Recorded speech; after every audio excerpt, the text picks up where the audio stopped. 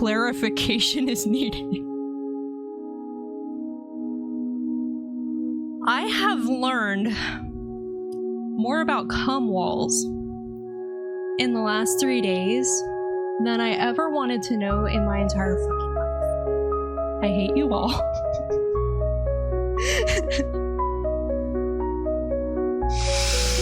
I did not know that this was commonplace. Yes, Jekyll. Cum walls. Apparently also cum doors, which I guess are like some blessing of protection or some shit. I would... Yes. I'm sorry. Chat, I'm sorry. Please forgive me. I'm fucking sorry. I'm so sorry. You know what? Welcome back, cum walls. So, this is very disturbing to me, and let's just have a chat about this before, or during, I guess, this whole horrible thing.